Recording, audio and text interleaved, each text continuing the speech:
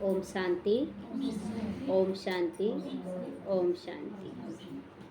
आज बाबा कह रहे हैं मीठे बच्चे, जब तुम नंबरवार सतो प्रधान बनोगे तब यह नेचुरल कैलमिटीज व विनाश का कार्य बढ़ेगा। नंबरवार बाबा कहता है कि सभी जब सतो प्रधान अपने नंबरवार अपनी स्थिति के अनुसार बनने लग जाएंगे तो ये विनाश शुरू होगा। ये पहले बोलते हैं ना बच्चे कि विनाश कब होगा, विनाश को कब होगा।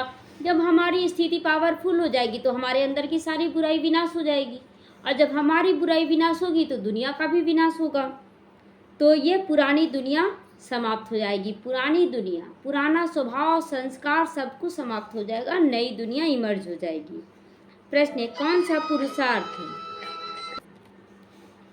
आज का प्रश्न है, कौन सा पुरुषार्थ करने वालों को बाप का पूरा वर्षा प्राप्त होता है?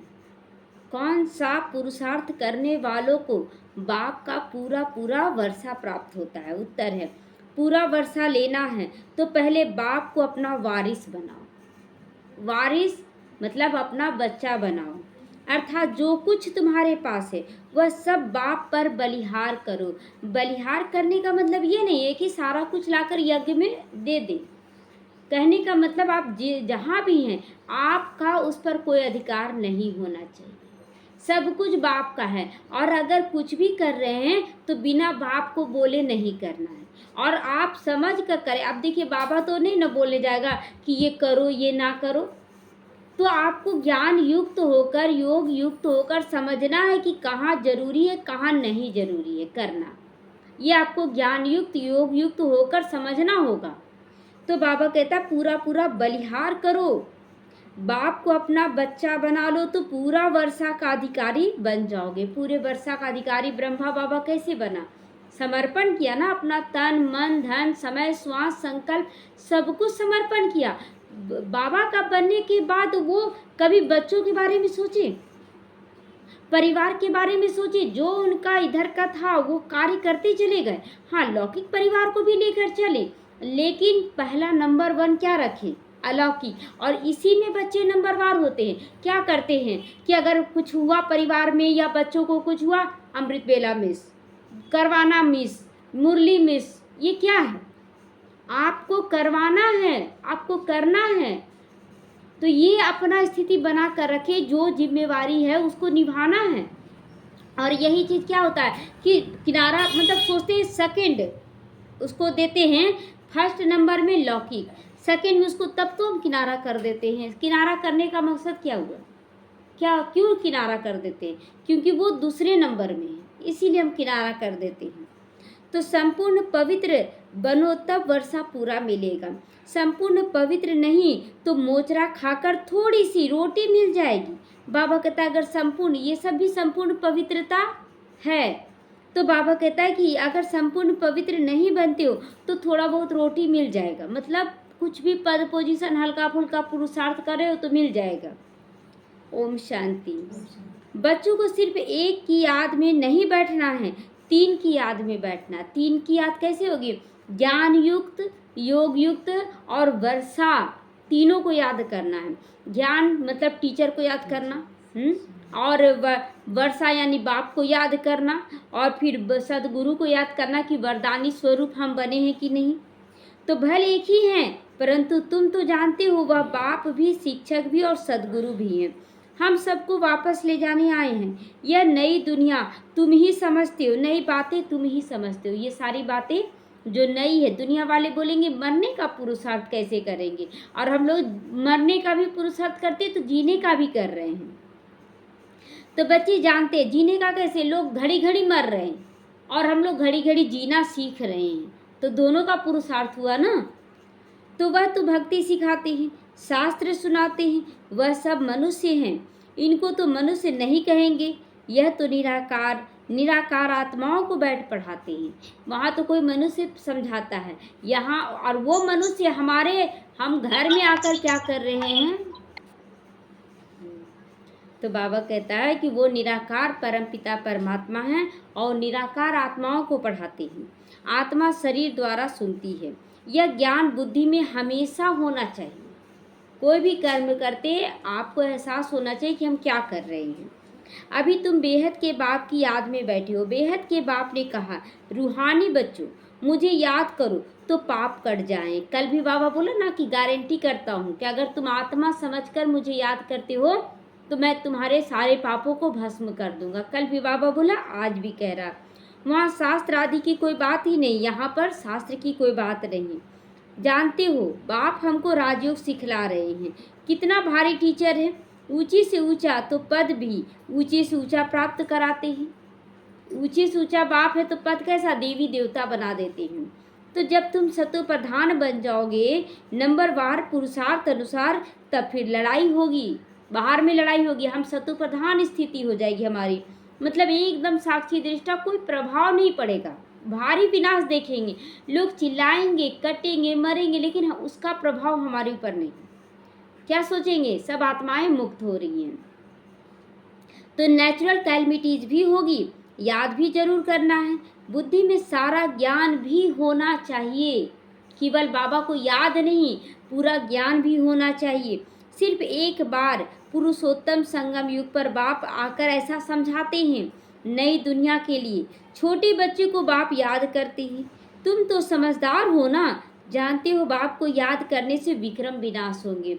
देखिए, छोटा बच्चा को बाबा याद करेगा, लेकिन हम छोटे तो नहीं हैं। हम छोटे तो हैं, हम भल 5 महीना 10 महीना या कुछ साल के बच्चे हैं, लेकिन कर्मेंद्रियां तो बड़ी है ना। तो हमें बाबा को याद करने का पुरुषार्थ करना होगा, तो विक्रम विनाश होगा, बाप से ऊंचा पद पाएंगे। वह भी जानते हो, यह भी जानते हो कि लक्ष्मी नारायण ने नई दुनिया में जो पद पाया वह शिव बाबा से ही पाया, और कोई दे नहीं सकता ये पद लक्ष्मी नारायण को भी।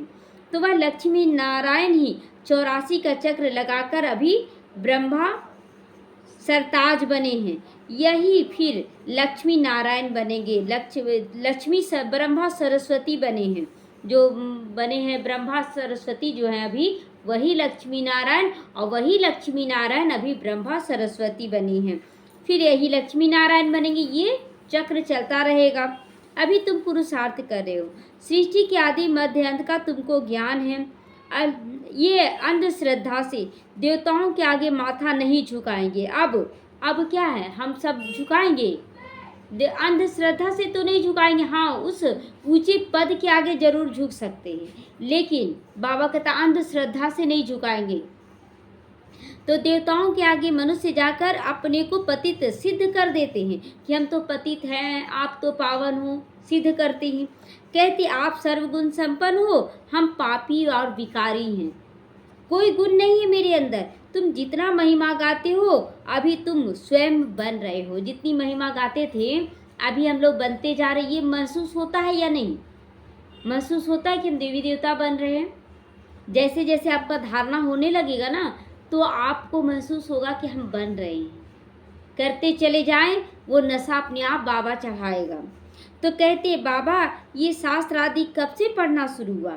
तो बाप कहते जब से रावण राज्य शुरू हुआ, जब से विकार आया तब से शास्त्र पढ़ना शुरू हो चुका था। तो यह सब है भक्ति मार्ग की सामग्री।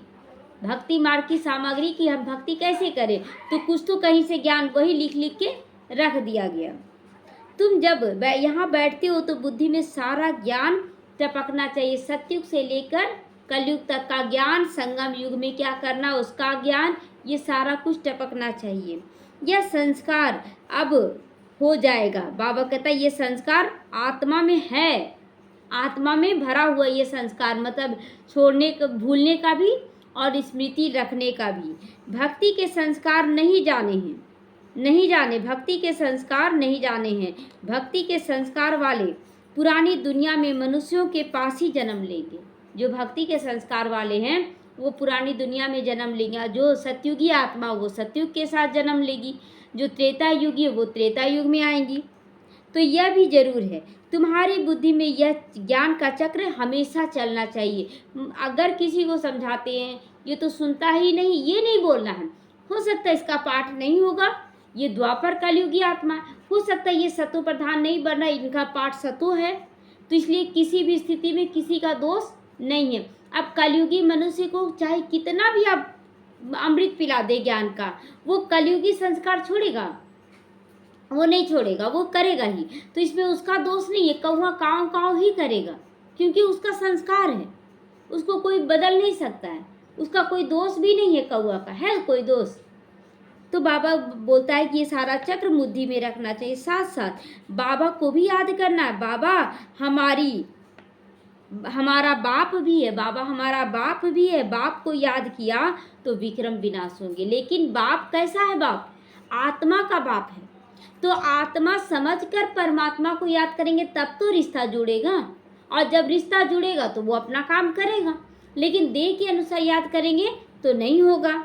तो बाबा हमारा टीचर भी है, तो पढ़ाई बुद्धि में आएगी। सृष्टि चक्र का ज्ञान बुद्धि में रखना है, जिससे तुम चक्रवर्ती राजा बन जाओ। इसलिए ज्ञान भी जरूरी है। बाबा कभी ज्ञान पर पूरा फोकस करवाता है, कभी योग का, कभी धारणा का, कभी सेवा का, क्योंकि ये चारों सब्जेक्ट पूरे कल्प के लिए जरूरी है।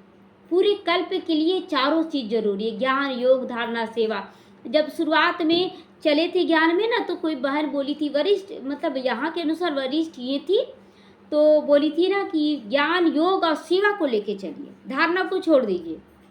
लेकिन बाबा एक बार मुरली में नहीं बोला कि हम क्यों नहीं बनेंगे लक्ष्मी नारायण, हम क्यों नहीं करेंगे। तो उस समय जब वो बोली ना कि धारणा को छोड़ दीजिए, तो उनको तो कुछ नहीं बोलने गए, क्योंकि रिगार्ड भी देना था। मन में बोले क्यों नहीं करेंगे धारणा, बाबा हमको चारों को लेके चलना, अब तो लेके ही चलना है। और लेके चलते चले गए, आज सब कुछ ठीक हो गया। तो याद की यात्रा चल रही है। बाबा देखता है कि किसकी किसकी याद की यात्रा चल रही है। ओम शांति। भक्ति और ज्ञान। बाप को कहा जाता है ज्ञान का सागर। उनको भक्ति का सार मालूम है। बाबा को भक्ति का सारा सार मालूम है। ब्रह्मा बाबा को भी मालूम है। भक्ति कब शुरू हुई, कब पूरी होगी, मनुष्यों को ये पता नहीं। कब शुरू हुआ ये भी नहीं पता है, और कब पूरा होगा ये भी नहीं पता उन लोगों को। बस करते जा रहे हैं अंधविश्वास में। बाप ही आकर समझाते हैं, सतयुग में तुम देवी देवता विश्व के मालिक थे। सतयुग में हम देवी देवता भी थे और विश्व के मालिक भी थे। वहाँ भक्ति का नामो निशान नहीं था, वहाँ कोई भक्ति नहीं। सतयुग में मंदिर बनेगा, लेकिन भक्ति मार्ग में तो दिखाते ना, रामेश्वर हम राम जी भी पूजा किए, कृष्ण भी पूजा किए, शिव शंकर भी पूजा किए, सब कुछ मतलब पूरा मिला दिया, मिक्सअप कर दिया, कुछ समझ में ही नहीं आता है भक्ति में। तो यहाँ बाबा कहता है कि सतयुग में तो सभी देवी देवता होंगे, और मंदिर बनाने का क्यों जरूरत पड़ा, क्योंकि घर मंदिर नहीं वैश्यालय बन गया था। तो फिर मंदिर सोची कि चलो कोई तो स्थान हो, पवित्र स्थान, जहाँ जाकर मन को शांति मिले। घर तो वैश्यालय बन गया है, इसीलिए मंदिर बना। जबकि सतयुग त्रेता में घर घर आश्रम रहेगा, गृहस्थ आश्रम रहेगा, और सभी रहने वाले देवी देवता रहेंगे, तो वहाँ मंदिर बनाने की दरकार नहीं। तो एक भी मंदिर नहीं था, सब देवी देवता ही थे। पीछे जब आते हैं तो दुनिया पुरानी होती जाती है, यानी 2500 साल पूरे हो जाती हैं, अथवा त्रेता और द्वापर का संगम होता है, तब रावण आता है। यहाँ राम का भी दिखाया संगम पर आते हैं, और रावण भी संगम पर आता है। लेकिन कौन कौन सा संगम है? राम का आने का संगम है राम मानसी बाबा राम, परमात्मा राम, उनका आने का संगम है कलयुग का अंत और सतयुग का आदि। और रावण का आने का है त्रेता का अंत और द्वापर का शुरुआत। तो संगम जरूर चाहिए, संगम तो जरूर चाहिए ना। त्रेता और द्वापर के संगम पर रावण आता है, जबकि देवी देवता ही वाम मार्ग में जाते हैं। देवी देवता ही वाम मार्ग में जाते हैं, कोई दूसरी आत्माएं नहीं जाएंगी, क्योंकि द्वापर की जो आत्मा है उनका जन्म पहले से निहित है कि विकारों से ही होगा। तो पहले तो देवी देवता उन लोग तो आए नहीं हैं, तो देवी देवता विकार में जाते हैं, तो द्वापर की आत्माएं जन्म लेती हैं। तो यह सिवाय तुम्हारे और कोई नहीं जानता है। कोई जान सकता है? ये सब बातें गहरी बातें हैं जो बाबा के बच्चों तक ही सीमित होती है, बाहर वाले इसको बिल्कुल भी नहीं समझ पाएंगे, बिल्कुल भी नहीं। तो बाप भी आते हैं कलयुग के अंत और सतयुग के आदि के संगम पर। रावण आता है त्रेता और द्वापर के संगम पर। अब उस संगम को कल्याणकारी तो नहीं कहेंगे, वो तो अकल्याणकारी हो गया ना, तो उनको तो अकल्याणकारी ही कहेंगे। बाप का नाम ही क्या, बाबा कहता है क्या, कल्याणकारी। बाप का नाम ही कल्याणकारी। द्वापर से अकल्याणकारी युग शुरू होता है। बाप तो चैतन्य बीज रूप है ना, सब कुछ बताता है। चैतन्य मतलब जीता जागता बीज रूप है, जो बताता है कि कौन सा फल कब लगेगा, कब कितना आएगा, ये सारा कुछ वो क्लियर बताता है। उनको सारे झाड़ की नॉलेज है, वह बीज भी है। अगर चैतन्य होता, अगर बीज जो पेड़ पौधे का बीज अगर चैतन्य होता, वह भी बता देता कि मेरे में यह झाड़ ऐसा निकलने वाला है। लेकिन बोलता है कैसा फल निकलेगा, आम का बीज लगाते तो आम बताता बीज कि मेरे में ऐसा ऐसा फल निकलेगा। लेकिन शिव बाबा चैतन्य बीज है, वो सारा कुछ बता देता है, परंतु जड़ होने के कारण वो नहीं बताएगा। लेकिन बाबा चैतन्य है तो बाबा बताता है। बीज डालने से पहले छोटा सा झाड़ निकलता है, बीज डालने से पहले छोटा सा झाड़ निकलता है, फिर बड़ा हो फल देना शुरू करता है। परंतु ये सब बातें बता सकते, परंतु चैतन्य ही ये सारी बातें बता सकते। चैतन्य वो बता सकता है, जो बाबा कहता है कि जो जड़ है वो तो नहीं बताएगा ना। दुनिया में आजकल मनुष्य क्या क्या करते रहते हैं, पूजा पाठ के नाम पर भी क्या क्या कर रहे हैं, सब कुछ अंधश्रद्धा में कर रहे हैं, इन्वेंशन निकालते रहते हैं। अभी देखो चंद्रमा में जाने की कोशिश करते, उस समय साकार बाबा था तो उस समय जाने, अभी तो पहुंच चुके हैं। तो ये सब बातें अभी तुम सुन रहे हो। चंद्रमा तरफ कितना ऊंचा, लाखों माइल्स तक चले जाते हैं जांच करने के लिए कि आखिर क्या है। ये जांच करने के लिए जाते हैं कि आखिर क्या है। देखिए तो चंद्रमा क्या चीज़ है। समुद्र में कितना दूर तक जाते हैं, जांच करते हैं, परंतु अंत तो पा नहीं सकते हैं, अंत नहीं जा सकते हैं। पानी ही पानी मिलता है। एरोप्लेन में ऊपर जाते हैं, उन्हों को पेट्रोल इतना डालना पड़ता है जो वापस फिर आ सके। आकाश बेहद है ना, सागर भी बेहद है, किसी का हद नहीं है जो वो पार लगा सकते हैं। तो जैसे यह बेहद का ज्ञान का सागर है, तो वो पानी का बेहद का सागर है, मतलब सूक्ष्म और स्थूल दोनों को दिखाया गया है। आकाश तत्व भी बेहद है, धरती भी बेहद है, चलते जाओ लेकिन अंत नहीं पा सकते हो। सागर के नीचे फिर धरती है, पहाड़ किस पर खड़ी है, धरती पर। फिर धरती को खोदते हैं तो पहाड़ निकल आता है, उसके नीचे फिर पानी निकल आता है। मतलब लोग खोदते जाएंगे कोई अंत नहीं पा सकेंगे। तो सागर भी धरनी है, उसका कोई अंत पा नहीं सकता कि कहाँ तक पानी और कहाँ तक धरती है। पा सकता है, कभी नहीं पा सकता है। परम पिता परमात्मा जो बेहद का बाप है, उनके लिए कह देते बेअंत कहेंगे, तो उनके लिए बेअंत नहीं कहेंगे, शिव बाबा के लिए बेअंत नहीं कहेंगे। पर मनुष्य भल कह देते हैं कि ईश्वर बेअंत है, लेकिन अंत उनका भी तो है परम धाम में। तो माया भी बेअंत है, परंतु तुम समझते हो ईश्वर बेअंत है, लेकिन बेअंत शिव बाबा नहीं है। बेअंत ईश्वर नहीं हो सकता, माया का अंत है ना, माया का आदि और अंत है, लेकिन बाबा बेअंत नहीं है। बाकी यह आकाश बेअंत है। यह 5 तत्व आकाश वायु जल अग्नि, ये पांचों तत्व अभी तमो प्रधान बन जाते हैं, अभी तमो प्रधान बन गए हैं। आत्मा भी तमो प्रधान बनती है, फिर बाप आकर उसे सतो प्रधान बनाते। जब हम लोग पूरे मूंझ जाते और हम लोग अपने आप को नहीं देखते कि हम तमो प्रधान बन गए या प्रकृति तमो प्रधान बन गई, हम लोग क्या बोलते हैं कि भगवान को ही बेअंत कर देते, भगवान को ही सर्वव्यापी कर देते, भगवान ही दुख देता है सुख देता है, सारा इल्जाम भगवान पे डाल देते हैं। तो कितनी छोटी सी आत्मा है, 84 जन्म भोगती, यह चक्र फिरता रहता है। यह अनादि नाटक बना हुआ, ये अनादि नाटक। अगर आदि बता दे बाबा तो अंत भी बताना पड़े कि कब इसका अंत होगा। ना इसका आदि है ना अंत है ड्रामा का, इसका अंत नहीं होता। यह परंपरा से चला आता है, ये ड्रामा इसको कहा जाता है परंपरा। अब परंपरा शब्द याद रहता है द्वापर में, और ये ड्रामा शब्द भूल जाते हैं, तो हर चीज़ क्या बोलते हैं, भक्ति अनादि है, भक्ति परंपरा से चलते आ रहा है, ये बोल देते हैं। जबकि ड्रामा अनादि है, ड्रामा परंपरा से चल रहा है। कब से शुरू हुआ ये कहें तो फिर अंत भी बताना पड़े बाबा को, लेकिन ना आदि है ड्रामा का ना अंत है।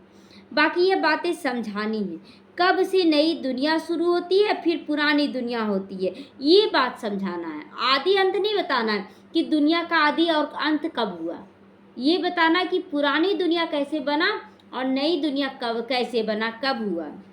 यह 5000 वर्ष का चक्र है जो फिरता रहता है। जैसे 24 घंटे का ये चक्र है दिन रात का, तो फिरता है 24 घंटे, लेकिन कितनी बार दिन रात हुआ पता किसी को नहीं पता है। तो इसी तरह ड्रामा भी अनादि है। अभी तुम जानते हो, बाकी उन्होंने तो धुक्का गपोड़ा लगा दिया है। शास्त्रों में लिखा है कि सत्यु की आयु लाखों वर्ष है, लोग ताकि मूंझ जाए, पूछे ही नहीं, लाखों वर्ष का कौन हिसाब पूछेगा, तो इसलिए मूंझ जाए। तो मनुष्य सुनते सुनते उनको ही सच समझ लिए कि अब कौन पूछने जाता है, कौन इसमें घुसने जाता है। चलो जो बोल रहा है, उन लोग तो साधु सन्यासी हैं, महान हैं, चलो उनका बात ही हाँ जी कर दी, हाँ ठीक है। तो यहाँ तो बाबा सब कुछ क्लियर बता रहा है। वह पता नहीं पड़ता भगवान कब आकर अपना परिचय देंगे। न जानने के कारण कह देते कलयुग की आयु 40,000 वर्ष अभी पड़ी है, ताकि बच्चे पूछे ही नहीं साधु सन्यासियों से कोई सवाल जवाब। और अगर कोई सवाल जवाब कर भी ले रहा ना, तो साधु सन्यासी बता नहीं पाते हैं, तो गुस्सा भी जाते हैं, गुस्साते हैं। तो जब तक तुम ना समझाओ वो समझेंगे नहीं।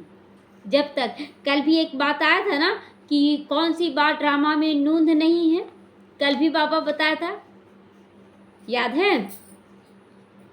तो बाबा कहते हैं कि अभी जब तक बात तुम ना समझाओ, कल भी बाबा बोला था कि जब तक ब्रह्मा कुमारियाँ, अगर वो बोल दे चिन्मयानंद कि अगर ब्रह्मा कुमारी ये ज्ञान दे सकती है तो सारा भीड़ इधर आ जाएगा, लेकिन ये ड्रामा में नूंद नहीं है, ये ब्रह्मा कुमारियों की त्याग तपस्या से होगा।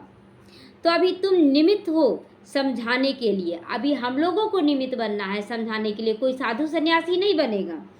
तो कल्प 5000 वर्ष का है, ना कि 40,000 वर्ष का है, ये नहीं बोलना, लाखों वर्ष का है, ये नहीं बोलना है। भक्ति मार्ग की कितनी सामग्री है, मनुष्यों को पैसा होता है तो खर्चा करते रहते। बाप कहते हैं मैं तुमको कितने पैसे देकर जाता हूँ, तुम पूरा बर्बाद कर देते हो। बर्बाद ही तो कर दिए ना, आज कुछ भी तो नहीं है। बेहद का बाप जरूर बेहद का वर्षा देंगे और देते हैं, इससे सुख बहुत मिलता, आयु भी बड़ी होती है। तो बाप बच्चों को कहते मेरे लाडले बच्चों आयुष्मान भवन, जीते रहो। तो किसको बोल रहे हैं? आत्माओं को। तो आत्मा मरेगी, आत्मा ने उसी को कहा था आयुष्मान भव, मतलब जीते रहो। तो बाबा कहता है कि मेरे लाडले बच्चों आयुष्मान भव, वहाँ तुम्हारी आयु 150 वर्ष रहती है। अभी काल नहीं खा नहीं, बाबा कहता है कभी काल खा नहीं सकता है वहाँ पर। काल मतलब अचानक मृत्यु, मतलब वहाँ शरीर तो छोड़ेंगे 150 वर्ष में, लेकिन काल उसको कहता है जब हमको पता ना हो कि हम मरने वाले, अचानक मृत्यु आ गया और बिना उम्र के, तो उसको कहा जाता है काल। तो वहाँ काल तो आएगा नहीं, तो काल आ ही नहीं सकता। बाप वर दे देते हैं तुमको, आयुष्मान बना देते हैं अभी से कि बच्चे पूरा उम्र जियो, पूरा सुख पालो हर जन्म में, यहाँ ही वरदान हमें मिल जा रहा है। तो तुम अमर बनोगे, वहाँ कभी अकाली मृत्यु नहीं होगी, वहाँ तुम बहुत सुखी रहते हो, इसीलिए कहा जाता है वो सुख धाम है, बहुत सुख सुविधा रहेगा वहाँ पर। आयु भी बड़ी होती है, धन भी बहुत मिलता है और सुखी भी बहुत रहते हो। कंगाल से सिरताज बन जाते हो ना। अभी क्या है, कंगाल है, क्या है हमारे पास, कोई चीज़ सुख है, कोई तरह का, मतलब रहते हुए भी कुछ अच्छा नहीं है। तो इसलिए यहाँ पर हम लोग कंगाल हैं और वहाँ पर हो जाएंगे माला माल, वहाँ सब कुछ हो जाएगा। अब तुम्हारी बुद्धि में बाप आते हैं देवी देवता धर्म की स्थापना करने, तो वह तो जरूर छोटा झाड़ होगा ना, कोई बड़ा झाड़ तो नहीं होगा, सारे बच्चे तो नहीं आ रहे यहाँ पर, और वो भी छटाई हो जाएगा। सत्युग में तो और थोड़े हो जाएंगे। तो वहाँ है ही एक धर्म, एक राज्य और एक भाषा, उसको ही कहा जाता है विश्व में शांति। सारे विश्व में हम ही पाठधारी हैं। चारों युगों में कौन पाठ बजाएगा? जो सतयुग में आएगा, सतयुग में शुरुआत में आएगा, वही चारों युगों में पाठ बजाएगा। तो हम लोग कैसे पाठधारी हैं? पूरे कल्प के लिए पाठधारी हैं। तो यह दुनिया नहीं जानती, अगर जानती तो बताए कब से हम पाठ बजाते आए हैं। अभी तुम बच्चों को बाप समझा रहे हैं, गीत में भी है ना, बाप बाबा से जो मिलता है सो कोई और नहीं, कोई और से नहीं, कोई से भी नहीं मिल सकता है। बाबा से हमें जो प्यार मिलता है, जो वर्षा मिलता है, कोई और दे सकता है दुनिया में? किसी में ताकत ही नहीं है जो दे दे।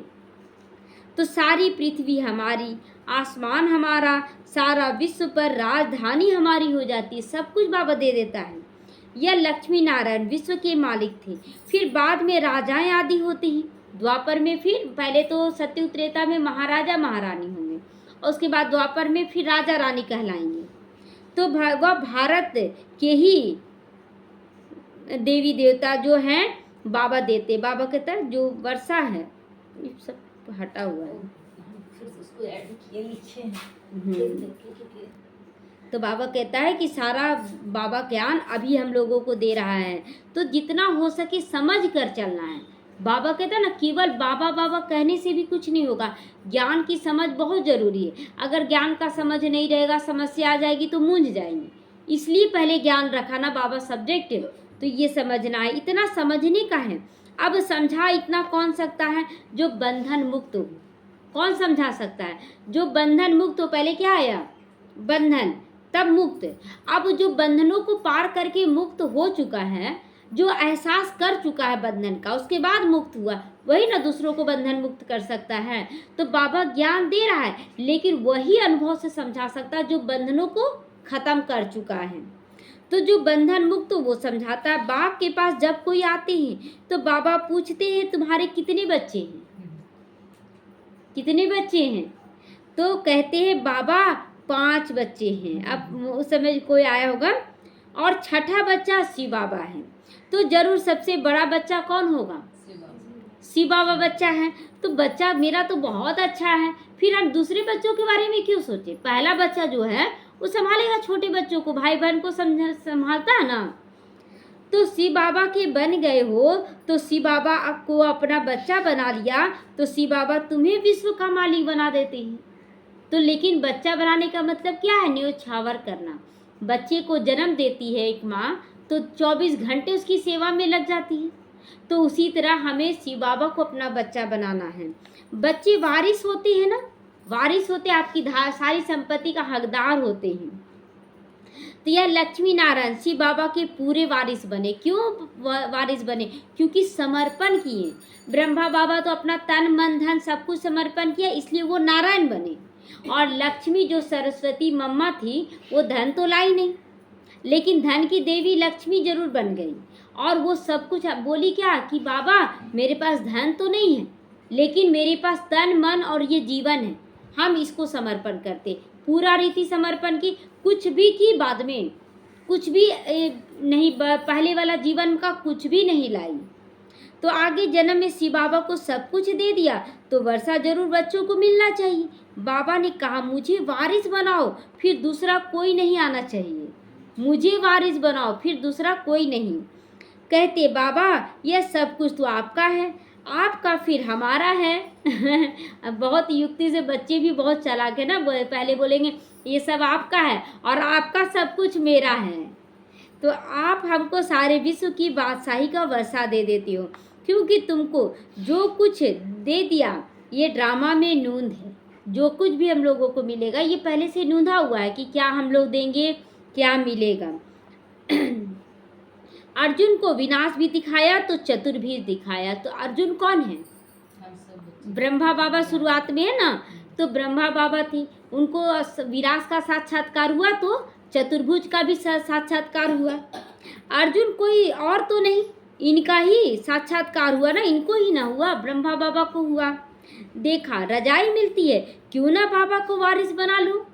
देखिए कि हम ही कृष्ण बनने वाले हैं, सब कुछ समर्पण कर दिए। कितना विघ्न आया उनके पास, लेकिन निश्चय नहीं हिला उनका, कभी विश्वास नहीं हिला उनका, वो चलते रह गए। बाबा का कार्य बाबा जाने, मेरा क्या है, मुझे तो कृष्ण बनना। वो सदा नाचते रहे, तो वह फिर हमको वारिस बनाते हैं। यह सौदा तो बहुत अच्छा है, सौदागर था ना ये भी। ब्रह्मा बाबा दादा लेखराज भी बिजनेसमैन थे, तो पूरा बिजनेस किए वो बाबा के साथ।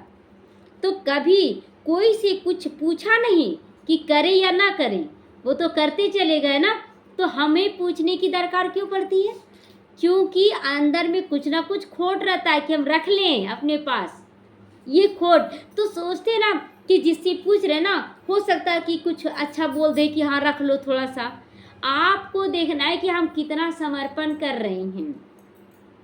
गुप्त सब कुछ दे दिया तो इसको कहा जाता है गुप्त दान। किसी को क्या पता इन्हों को क्या हो गया, लोग बोलते थे क्या हो गया, इतना बड़ा बिजनेस था। अभी देखिए ना, वो जो भाई समर्पण किए हैं पूरा धन, तो वो भी बोलते थे हम भी ब्रह्मा के समान बनने वाले। ब्रह्मा बाबा लिया, फिर दोबारा देखा मुड़कर, हम भी सब कुछ दे दिए। लोग बोल रहा क्या जादू इन लोग ब्रह्मा कुमारी लोग कर दी है, जो इतना भारी संपत्ति देकर चला गया वो भाई। तो आज उनके लिए भी हो रहा है। तो किन्होंने समझा इनको वैराग्य आया, शायद सन्यासी बन गया है ये। उस समय ब्रह्मा बाबा के लिए सोचे। तो यह बच्चियां भी कहती हैं 5 बच्चे तो अपने हैं, बाकी 1 बच्चा हमको इनको बनाएंगे, हम इनको बनाएंगे। मतलब जो माताएं हैं, अब उसका तो पहले से बच्चा है, लेकिन वो फिर बोलती है कि नहीं बाबा अब आपको भी 1 बच्चा हम बनाएंगे, क्योंकि हमको भी तो चाहिए। तो इसने भी सब कुछ बाबा के आगे रख दिया। कौन? माताएं सब कुछ रख दिया बाबा के आगे, जिससे बहुत पैसे हो, बहुत क्या कोर्स हो गया, सर्विस हुआ, बहुत सर्विस हुआ। बाबा को देख सबको ख्याल आया, सब घर बार छोड़कर भाग गए। अभी देखिए उतना धन उस समय भी तो चाहिए ना पालना के लिए, तो बहुत लोग अपना सारा संपत्ति सहित समर्पित हुए, और कोई बहुत सारे घर बार भी छोड़कर आ गए, सब कुछ छोड़कर आ गए। तो सबकी पालना तो एक बराबर होनी थी। तो इस तरह से ड्रामा रचा गया था, उस समय लीला किया गया था। वहाँ से हंगामा शुरू हो गया। जो भागने लगे ना, तो सबको लगा ये क्या जादू हो रहा है, सब भाग रहे हैं, सब धन समर्पण कर रहे। इसमें भी थोड़ा सा हो जाता है डिससर्विस हो जाता है कि बाबा का लीला ना, तो अभी दिया जो भाई ना, उसके लिए भी हो रहा है कि इतना धन अब जाना तो अच्छा नहीं है, इसमें ब्रह्मा कुमारियों में जाना अच्छा नहीं है। चला जैसे कि नॉनवेज खाना जो छोड़ दिया है ना, तो परिवार वाला कह रहा है आखिर क्या कर दिया ये लोग। हाँ, अचानक से क्या हो गया, जो मतलब इतना अच्छा से खा पी रही थी अब सब कुछ छोड़ दे रहा है, धन पूरा समर्पण, ये सब क्या हो रहा है, ये सब भी हो रहा है। लेकिन ये बाबा का लीला, हम लोग का कुछ भी नहीं है हम लोग को देकर या लेकर क्या करेंगे। तो घर बार छोड़ने की उन्होंने हिम्मत पाई किससे? बाबा हिम्मत दिया तब तो छोड़े ना, ऐसे ही कैसे छोड़ देंगे। हिम्मत दिखाई। शास्त्रों में लिखा है भट्टी बनी थी क्योंकि उन्हों एकांत जरूर चाहिए था, सिवाय बाप के और कोई याद ना रहे, इसीलिए भट्टी बननी थी। मित्र संबंधियों आदि की भी याद ना रहे, क्योंकि आत्मा जो पतित बनी उनको पावन तो जरूर बनाना था ना। तो पहले भट्टी में पकाया गया सभी को। 380 बच्चों को भट्टी में एक कमरे में रखना 14 साल। सोचिए, अभी लोग बोलते रखी, और जबकि बात ये भी नहीं कि 380 बच्चा तो अपने में बात कर रहे हैं बहुत, वैसा भी स्थिति नहीं था, एकदम साइलेंट। तो हम लोगों का कभी कभी ऐसा स्थिति बन जाता है ना कि कोई हमसे बात नहीं करने लगता है, एकदम अकेला हम और बाबा, ऐसा वो होता है कि नहीं। तो वो वही भट्टी का है स्थिति कि हम लोगों को उस समय भी एकदम अचल अडोल रहना, भल कोई बात ना करे, एक बाबा दूसरा ना कोई, एकदम एकांत हो जाए। तो बाप कहते गृहस्थ व्यवहार में रहते पवित्र बनो, गृहस्थ व्यवहार में रहते ऐसी पवित्रता एकदम अच्छा। तो इस पर ही मुसीबत आती है, इस पर भी मुसीबत आती, किस पर? ब्रह्मा बाबा पर। कहते थे यह स्त्री पुरुष के बीच झगड़ा डालने वाला ज्ञान है दोनों को झगड़ा करवाने वाला ज्ञान है। अच्छा, ऐसे झगड़ा नहीं होता है क्या? नहीं, ऐसे बहुत अच्छा चलता है। तो आज क्या झगड़ा हो रहा है, तलाक हो रहा है, क्यों हो रहा है ये सब? तो लोग बोलते ज्ञान। अभी एक भाई था ना, तो उसकी माँ ने शादी की और क्या बोली कि ये कैसे अलग हो जाएगा, अभी तो शादी हुआ है, अभी तो इन लोग का उम्र है। और उसके बाद जानते हैं दोनों में ऐसा झगड़ा हुआ, दोनों परिवार में, दोनों लड़का लड़की में सब अलग हो गया, सब अलग हो गया। अब बेटा माँ को नहीं पूछ रहा, माँ बाप बेटियों को नहीं पूछ रहा, बोलता तुम भी अलग हो जाओ, तुम्हारी पत्नी चली गई ना छोड़ के, अब तुम भी हो जाओ। बताइए, ये तो उस समय उसके पास तो ज्ञान नहीं है, ये झगड़ा क्यों हो रहा है? तो आज ये झगड़ा बढ़ गया, इसीलिए ब्रह्मा कुमारियों का नाम ऊंचा हो रहा है ये भी नून्हा हुआ है, क्योंकि एक पवित्र बने, दूसरा ना मरे ना बने तो मारा मारी चल पड़ती है। इन सब ने मार खाई, क्यों कि अचानक नई बात हुई ना, माताएं बहनें उस समय बहुत मार खाई, क्योंकि नया ज्ञान था ना, इसलिए मार खाई। सब आश्चर्य खाने लगे, ये क्या हुआ है जो इतने सब भागते हैं, मनुष्यों में समझ नहीं,